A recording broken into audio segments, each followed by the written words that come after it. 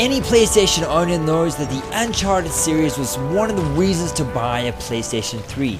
Now, developers Bluepoint have taken Uncharted 1, Uncharted 2 and Uncharted 3 and remastered it for the PlayStation 4 in the form of Uncharted, the Nathan Drake Collection, and any fan in the series simply has to own it.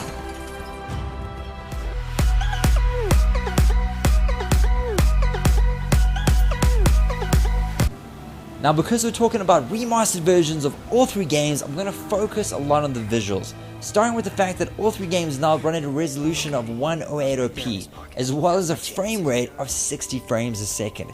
But that's not all. There has also been a new motion blur effect added that you can actually customize in the game's menu.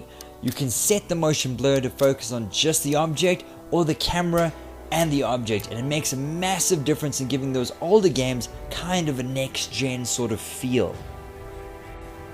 The added motion blur effect, as well as the increased resolution and the 60 frames a second, means that set pieces like this look absolutely mind-blowing. If you don't believe me, take a look for yourself.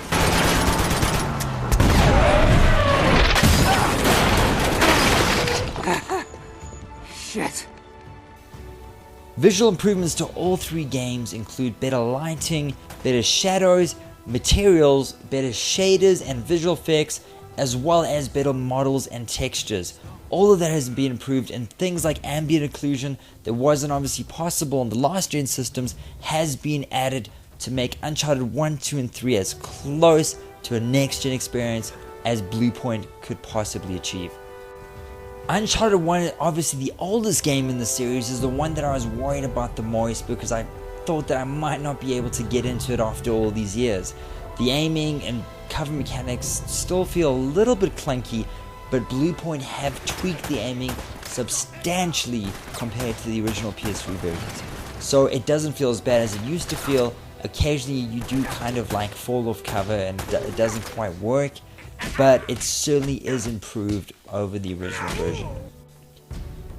Uncharted 2 feels fantastic, and it actually feels a lot like it did back in the day when it first released. I know a lot of people think that this is probably the high point of the series. I personally don't, but it really does feel solid. That's what I mentioned, that all three games don't feature any multiplayer, guys, but they have added a fantastic photo mode like they do in pretty much all remastered games these days, but it's a nice added feature. And finally, there's Uncharted 3 Drake's Deception, which I think was the high point of the series. The set pieces were phenomenal. I love the way they focused on hand-to-hand combat and just kind of nailed it. And I'm actually going to take a crack at it on the new Brutal difficulty, which is also a new feature to the Nathan Drake collection.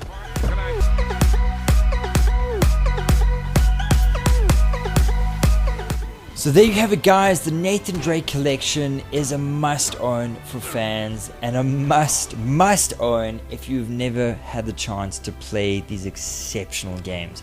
Uncharted 4 comes out next year in March, and it's a great time to catch up with the storyline before jumping into that one, because I know that pretty much the entire planet is going to pick up that game, as they should.